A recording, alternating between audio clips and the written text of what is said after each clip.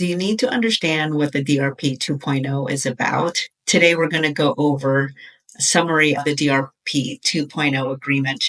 We're going to cover key points in preparation for signing that agreement and a comparison table of what the VERA DRP 2.0, the official one, and what it looks like. Here, you can see the deferred resignation program, and they extended it to May 16th. It was supposed to end next week, but they're giving until May 16th to allow people to take a look and review if that's something that they want to participate in. So according to the VHA hotline last Friday, and this is the same understanding our HR believe that the first set of DRP applications that was submitted April 7th until April 30th will be reviewed first, and then they might batch the ones that are coming after April 30th later on to be reviewed and approved or disapproved. The VERA portal is also available from National. The standalone application is also on Power Apps. It has the similar look. You have two choices. Either you want to acknowledge and start a VERA only request and close this application, and then switch over to the DRP+VERA application. You can't do both at the same time. When I did ask HR, and they might not see a problem with it, but we'll find out. So let's say you get denied for the DRP+VERA, can you hop on over and take the VERA only? And that's most likely a possibility. The major difference in the DRP 2.0 change is the date. This one was revised on April 24th.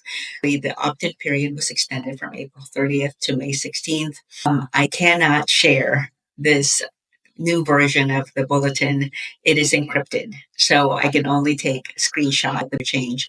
Throughout the document is changing the dates from April 30th to May 16th. I couldn't forward the DRP agreement. It is encrypted. So I want to make sure that to stay in compliance and respect their wishes for encrypting it, I went ahead and reviewed it and summarized it in this document. There's a lot of verbiage with regards to appropriation. Our budget is approved until the end of September. There's a lot of language as far as between parties. Accepting the DRP is voluntary. You have to state that as the employee, you are voluntarily entering into the deferred resignation program. And then as far as the service continuation, and the employee agrees to continue working until the specified date between June 1st and July 1st in the DRP bulletin. They actually specify that nothing can start before June 1st. So that whole month of June is then when all this stuff should roll out. The employee will be placed on administrative leave, and they are exempt from in-person work. Now, for the administrative leave benefits, there's a couple of things that I wasn't sure about. This is something I have to ask HR. They're in red and in yellow. So administrative leave, you are on paid leave until September 30th. And unless you choose to resign, separate, or retire earlier, you don't have to stay and complete that entire period. There was a clause in here that I wanted to get some clarification. In the event the use of paid administrative leave is found unlawful or set aside, employees agrees to accept placement into another duty status with the understanding that the VA shall not require employee to perform work after a date identified. So I'm not quite sure what that means with regards to lawful administrative leave. So that's something to ask HR. So while you're on administrative leave, the employee will continue to receive salary, federal employment benefits, including TSP contributions. They're going to match it, your health benefits. You will get salary grade increase if it happens within that time frame, but you're not going to get your shift differentials. You're not going to get incentive pay. So basically, it's just a normal salary. This was another one that I was kind of like, let me find out. During the period starting when the employee is placed on administrative leave up to and including the date of separation or retirement and subject to the availability of appropriations. And I believe this was the same agreement that was provided in the first round that was given prior to the budget being approved. That's what usually appropriations mean. So kind of have to clarify, but I believe that's the language around it. And I believe they're not going to make the big change as far as the agreement. So then this way they stay consistent, and you will continue to accrue annual and sick leave. So that sick leave will go towards your retirement credit, and then annual leave will be a lump sum. Do understand that just because you're on administrative leave, you are still an employee. So you are subject to the rules related to misconduct, including off duty hours. So remember, you are still part of the agency, so you need to act accordingly. So after starting administrative leave, you are not required to work except for like mandatory functions. And this is something like what they mentioned here is if you were called in for testimony related to your VA employment. Unsure what that means, so that's another HR question. You must also provide personal contact information for mandatory recalls. So they need to be able to contact you. You can put in for early retirement. You don't have to wait until the 30th. DRP, you get a little bit more, the full benefits. You get time to be able to look for employment. Now, out of office communication, you have to send your email. I noticed that with some friends that took the DRP, they basically have their out of office. They talked about lump sum, again, contingent on appropriations. I saw that 3 times, but I believe that's related to the budget. If money wasn't there, they will place you on furlough status and then will be taken off furlough status and will receive back pay. And the appropriation language, I believe, is on like from the first round. Now, for retirement and provision, you can retire again before September 30th, but that will override any benefits that's associated with this DRP agreement. So when you retire, it's done. Now, you can look for external employment, but you cannot apply for any type of agency position until after September 30th, according to this. So when I did ask HR, you can apply for contractor positions because technically they're not federal employment. With the DRP and with the VERA standalone, you are voluntarily coming into this agreement. So you're waiving all your rights, challenging this resignation or retirement through any legal forum. When you accept this agreement and you sign it, it is binding, and it would take the Secretary of the VA to rescind your application. Now, there was a couple of different things that pay attention to when you do review the agreement.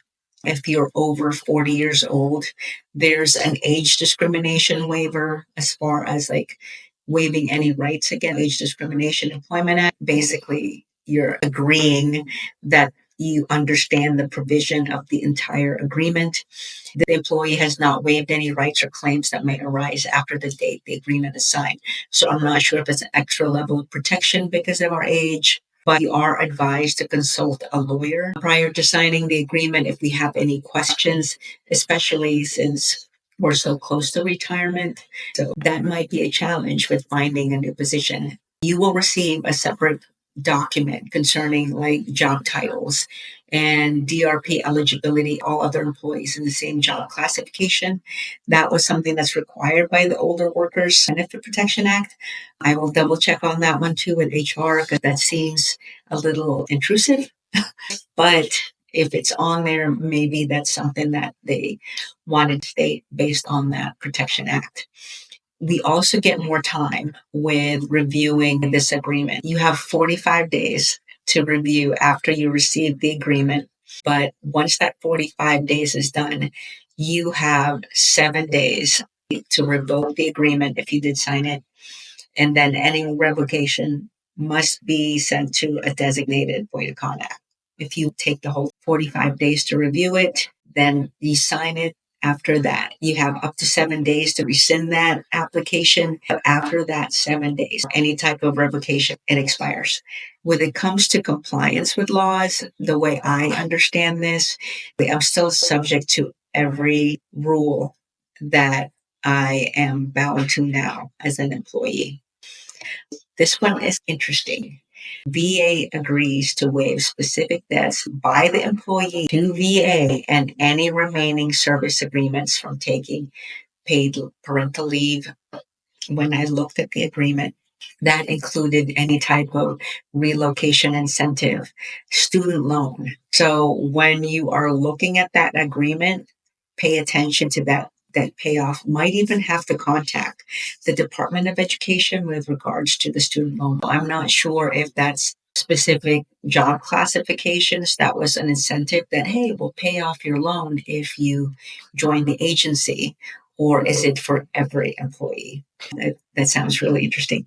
We're still subject to paying our taxes. And the entire agreement, it's an understanding between us and the VA. And then if we have any type of other agreement before this one, this supersedes them all. So if you made an agreement for something else, that is canceled. And this is what's going to take place. Here is the official comparison side by side that was sent out Friday with the new bulletin from OCHCO. So the opening dates right now, they said to be determined, but they actually stated May 16th.